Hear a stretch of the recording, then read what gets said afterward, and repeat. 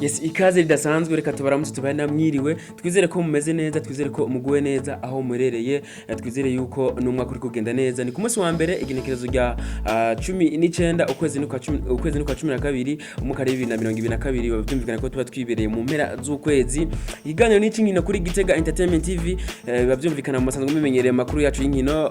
ku munsi wa mbere ndetse no ku munsi wa gatanu kuri plateau za Gitega Entertainment TV mugiye kuba mugishikizwa na jewe Elvis reka tubongere tubahe ikaze abatarafite na subscribe please mubikore natwe mutwereke ubwo rukundo rwanyu nuko turaza guhera muri Primus League aho bona ko hariho urukino rw'ikirarane rwabaye ku munsi wa gatandatu ni Flambeau du Centre itari kiroroherwa no mugwi wa Magara Young Boys mu gisagara ca Bujumbura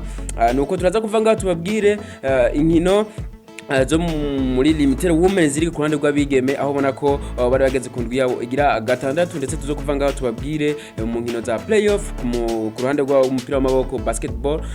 ubona ko nabone bari muri quart de finale ndetse tuzo kuba tubabwira uko inkino zagiye ziragenda uko bagiye baratsindatsindana nuko nta kindi mu mutegereje tari coupe du monde bavyumvikana aho ubona ko kuri uyu w'Imana ari waje kuba irangira kabisa Argentine ibikora itwara igikombe uvuze Argentine canke Lionel Messi bumvamwo kimwe muri ivyo bibiri uvuze Argentine umva Messi uvuze Messi nabo bakumva Argentine nuko turaza kurangiriza kuri bimwe bigenda bivugwa kuri abana bari ndetse tuzo kuva ngaho turangirize ku nkino za kivandimwe ziko ziraba zabaye ku mugabane wa Buraya kuri uno wa gatandatu ndetse abareza kuba dusozereza ikiganiro cacu cyo kuri uno wa mbere nuko reka nongene ndabaha ikaze abatarafite na subscribe please mubikore murazi ko tubakunda cyane niho mutwerekera yuko namwe mudukurikirana akenshi ndetse n'ivyumviro bya muri commentaire tuba tubikeneye nuko kuri uno wa gatandatu niho haje kuba haba urukino rwa nyuma kukirarane muri Primus League Magara Young Boys ndetse bakina no mugwi wa Flambeau du Centre aho Magara Young Boys kabisa yaje kuba itorezo no mugwi wa Flambeau du Centre mu kwitsinda ibitsindo bibiri kuri kimwe uno Jean Claude Girumugisha yaje kuba kabisa atereka mu ibitsindo bibiri by'uno mugwi wa Magara Young Boys aza kuba kabisa atsinda ataba bari no mugwi wa Flambeau du Centre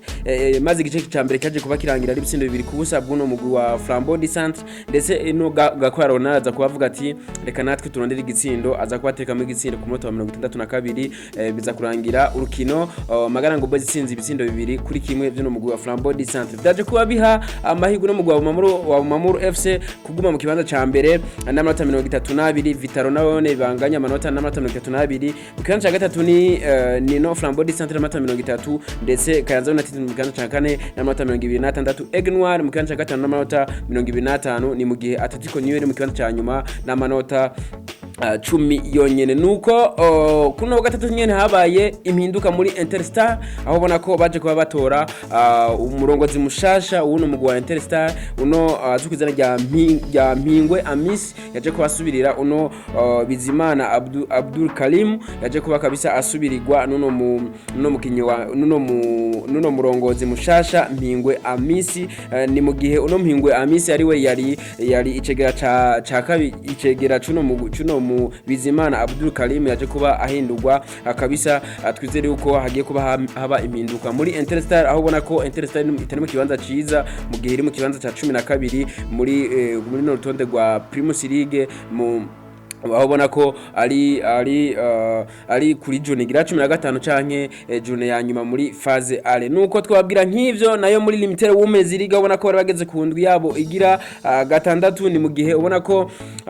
imigwi imwe kabisa igenda ibikora neza n'indi kabisa igenda bicumbagira ni mu gihe Fafira PF reka atsinda ibitsindo bitatu kubusa no mugwi wa Etoile du Matin nayo ku rundi ruhande ni Rainbow reka yatsindwa itoroherejwe no mugwi wa Buja Queens ibitsindo 17 kubusa bano kabisa nta bishasha Rainbow basanzwe batsindwa ibitsindo byinshi PVP Buyenzi ariko iratsinda no mugwi wa Lyon ibitsindo 9 kuri 2 nayo Intwari kazi zariko ziratsinda 11 Etoile ibitsindo bitatu kubusa ndetse uno mugwi la Colombe bariko ratsinda Bonavenir ibitsindo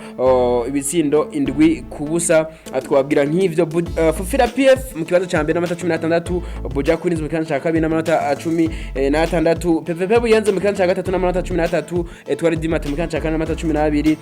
ndetse intwari kazi mu kanya gatanu n'amanota 12 nyene ni mu gihe la Colombe kanya gatatu n'amanota 10 ndetse bona Venine mu kibanza c'indwi n'amanota 4 onze etware kibanza 18 n'amanota 2 Le Lion mu kibanza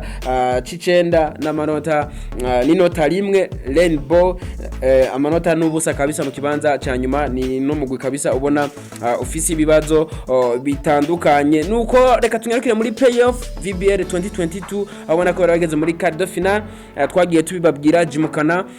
yariko yatsinda uno mugwi wa Lezipo amanota 95 kuri 85 aho ni ku munsi wa gatandatu ndetse ku munsi w'Imana New Star yariko iratsindwa no mugwi wa Dinamo kabisa wirahiro mugwi wa New Star mu kubutsinda amanota 82 kuri 76 ndetse urunani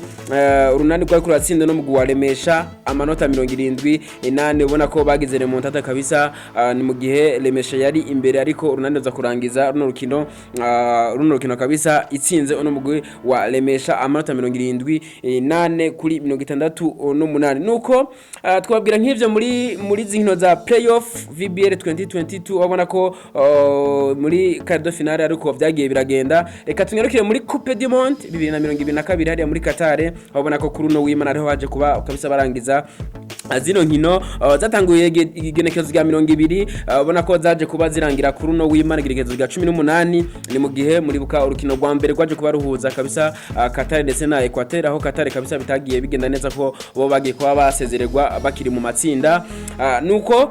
kuri uno w'Imana ubona ko Argentine n'Ubufaransa nibo bakinye urukino rwa nyuma aho ubona ko vyari bimeze neza kabisa Kylian Mbappe atsinda triple uno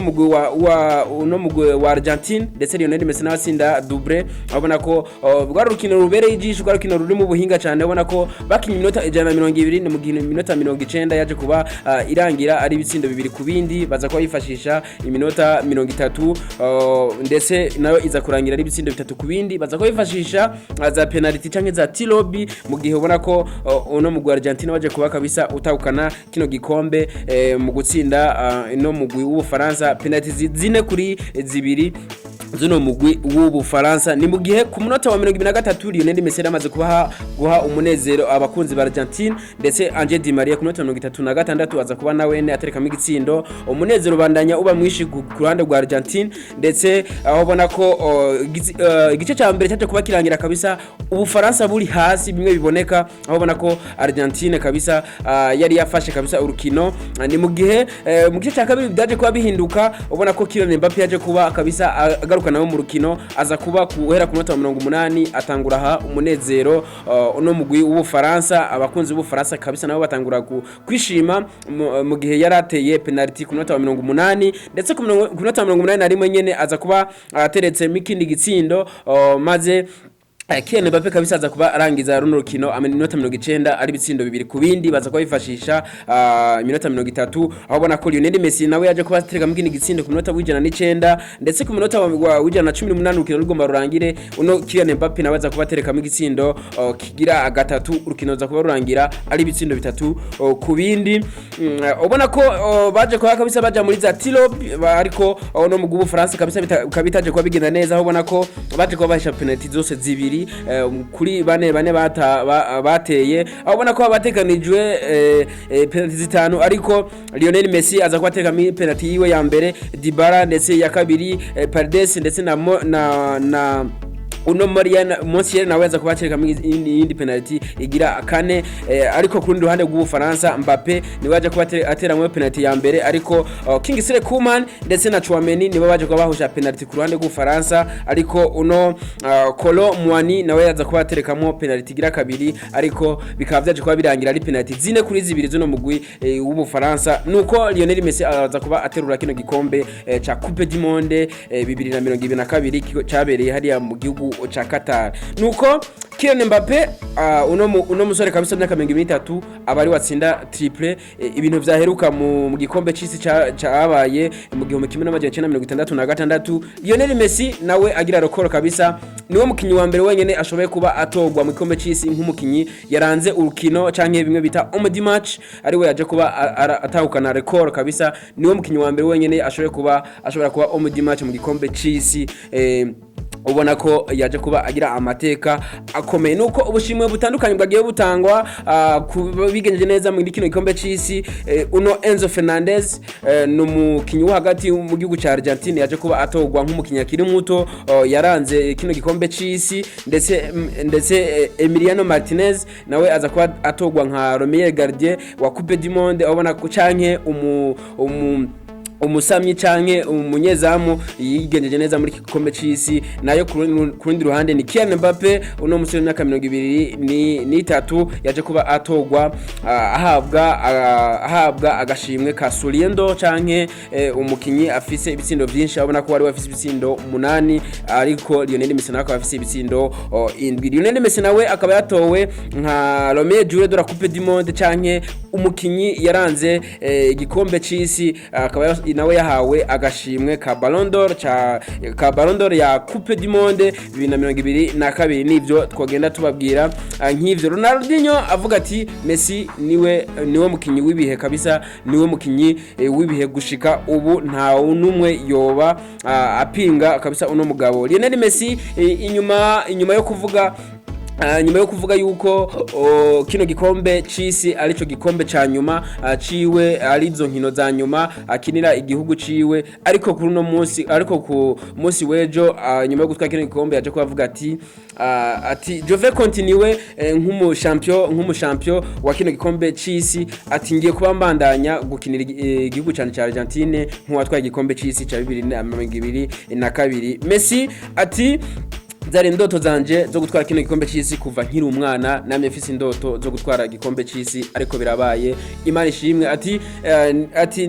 Ati ndavyizeye yuko ari Imana yabikoze, kuko namye senga Imana yuko nanje yoshobora kumpa kino gikombe c'isi. Ndanayishimira cyane aho yagiye ko bavuga amajambo akomeye. Nuno mugabo kabisa ubona ko afise na discipline itandukanye muri no football. Nuko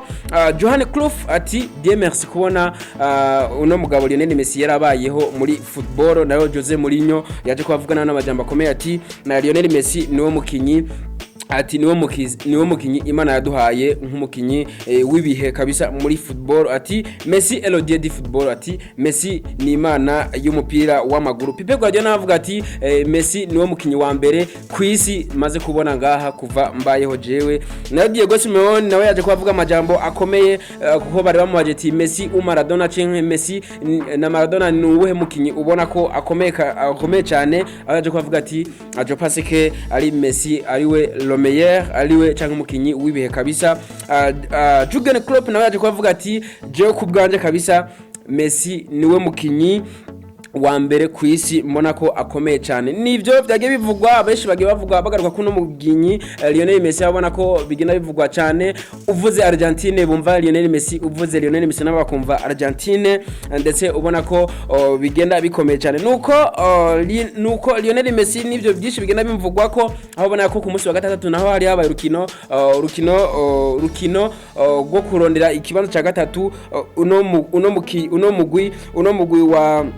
Croatia na Maroc bariko baratana mu mitwe, ubona ko Croatia kabisa yaje kuba itsinda uno mugwi wa Maroc ibitsindo 2-1, maze Argentine iza kuba iba mu kibanza ca mbere ari batwaye igikombe. Mu kibanza ca kabiri ni Ubufaransa, mu kibanza ca gatatu naho ni Croatia, mu kibanza ca kane nayo nuno mugwi serukira igihugu ca Maroc kabisa. Ubona ko uno mugwi Argentine waje kuba twara gino gikombe kino gikombe kiba gifise agaciro k'amafaranga y'amanyabura ya canke amadolari y'amanyaburaya miliyoni 42. Mu kibanza ca kabiri uno mugwi w'Ufaransa nako batahukanye miliyoni 30 z'amafaranga y'amanyaburaya canke amadolari y'amanyaburaya. Nuko twababwira nk'ivyo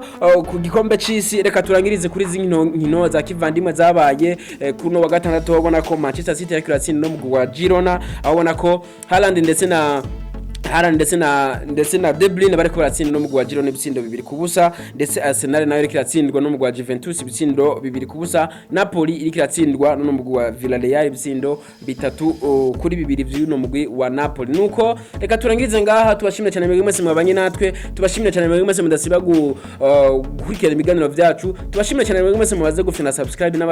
n'abatarabikora. Twizere ko mugiye kuba mubikora, twizere yuko tugiye kuba duhurira mu biganiro vyacu byo hanyuma, twizere yuko tubashimire cyane tunabifuriza n'indwi shasha, tunabifuriza n'ibihe vyiza byo kurangiza umwaka wa 2022. Ciao ciao.